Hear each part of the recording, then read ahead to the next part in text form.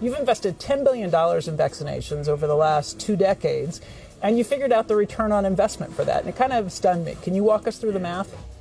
In a Wall Street essay, Bill Gates declared vaccines the best investment I've ever made. There's been over a 20-to-1 return. So if you just look at the economic benefits, that's a pretty strong number compared to... Normalcy only returns when we've largely vaccinated the entire global population. We need to produce it and to deploy it in every single corner of the world. Full vaccination of our children and pregnant women. Development of new vaccines, therapeutics and diagnostics. Before effective vaccines and therapeutics are developed.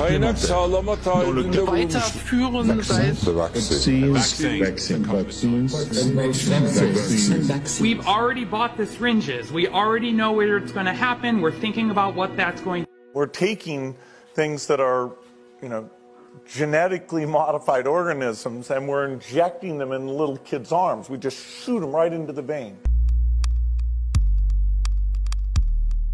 It would take hours to list all of the questionable initiatives that Bill Gates is involved in. Eventually, what we'll have to have is certificates of who's a recovered person, who's a vaccinated person. So eventually there will be this digital immunity proof. I'm happy to announce that we've discovered a vaccine. We no longer have to live in fear. Everyone can get back to their normal lives. It's the great hope galvanizing the world. A vaccine for COVID-19. But are we being sold a lie? After all, COVID-19 is the 7th coronavirus to strike mankind, and we've never found a vaccine for any of them. The shortest time anybody's ever found a vaccine against any disease that I'm familiar with is about 7 years. The average time is 20.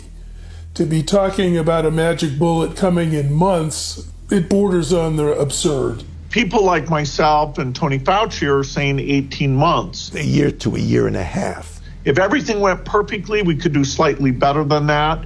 But there will be a trade-off. We'll have less safety testing than we typically would have. But there will be a trade-off. We'll have less safety testing than we typically would have. And so governments will have to decide, do they indemnify the companies and really say, let's go out with this? Something that people should know about COVID-19 vaccines is they fall today under the PrEP Act, which came into being after 9/11 and after an anthrax scare.